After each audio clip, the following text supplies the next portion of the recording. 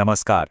चलिए आज एक ऐसे जबरदस्त योगा अभ्यास को समझते हैं जो दिन की शुरुआत करने का एक शानदार तरीका है, सूर्य नमस्कार। तो आइए सीधे इसमें उतरते हैं। तो ये सूर्य नमस्कार आखिर है क्या?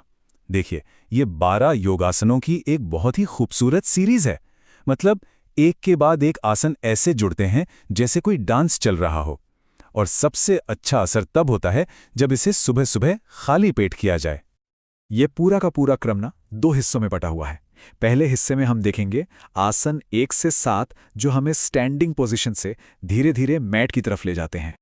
शुरुआत होती है प्रणाम आसन से, जिसे प्रार्थना मुद्रा भी कहते हैं। बस सीधे खड़े होना है और हथेलियों को सीने के पास जोड़ना है।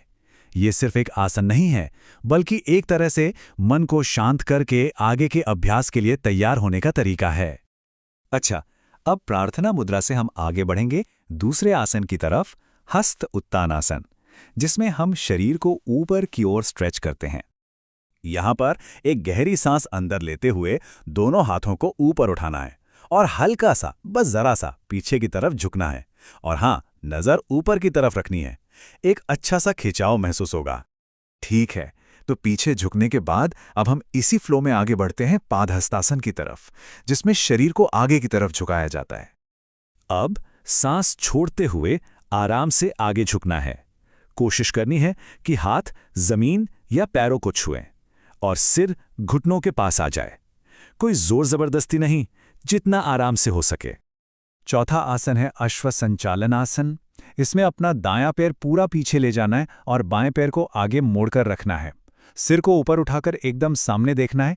इसे इक्वेस्ट्रियन पोज भी कहते हैं। अब आता है इस क्रम का एक बहुत ही जरूरी आसन, पर्वतासन, जो पूरे शरीर पर एक साथ काम करता है। यहां सांस छोड़ते हुए अपने हिप्स को ऊपर की ओर उठाना है और एड़ियों को जमीन से लगाने की कोशिश करनी है। देखिए, शरीर एकदम एक पहाड़ जैसा एक वी शेप बना लेता है। अगला आसन थोड़ा अलग है। इसका नाम है अष्टांग नमस्कार। इसमें शरीर के 8 अंग जमीन को छूते हैं, घुटने, छाती और ठोड़ी, जबकि कमर वाला हिस्सा ऊपर उठा रहता है। और पहले हिस्से का आखिरी आसन है भुजंगासन, यानी कोबरा पोज। इसमें सांस भरते हुए छाती को ऊपर उठाना है। कोहनियां थोड़ी मुड़ी रहेंगी और नजर या तो सामने होगी या फिर ऊपर की ओर। तो ये तो थी आधी यात्रा। अब हम दूसरे हिस्से की तरफ बढ़ते हैं, जो एक तरह से वापसी का सफर है। और अब आता है सबसे मजेदार हिस्सा। जानते हैं क्या? यहां से ये पूरा क्रम जादू की तरह खुद को दोहराना शुरू कर देता है। मतलब आगे के आसन ठीक उन्हीं आसनों की परछाई हैं जो हम अभी अभी करके आए हैं।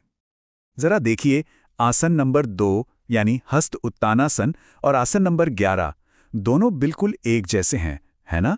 एक बहुत ही खूबसूरत सिमेट्री है इसमें। और ये पैटर्न आगे भी चलता रहता है। जो आसन नंबर 3 पाद हस्तासन था, वही आसन नंबर 10 में फिर से आ जाता है। ये एकदम परफेक्ट रिफ्लेक्शन है जो शरीर में एक संतुलन बनाता है। बिल्कुल इसी तरह 8वें आसन में हम फिर से पर्वतासन में आते हैं और 9वें आसन में अश्व संचालन आसन को दोहराते हैं। फर्क सिर्फ इतना है कि इस बार दूसरा पैर आगे होता है ताकि शरीर के दोनों हिस्सों को बराबर का स्ट्रेच मिले। और आखिर में 12वें आसन में हम वापस प्रणाम आसन में लौट आते हैं, सांस छोड़ते हुए ठीक उसी पोजीशन में जहां से हमने शुरू किया था। और इसी के साथ सूर्य नमस्कार का एक पूरा चक्र खत्म होता है। अच्छा, हमने पूरा क्रम तो समझ लिया, लेकिन सवाल यह है कि इसे कितनी बार करें? चलिए इसकी लय को भी समझ लेते हैं।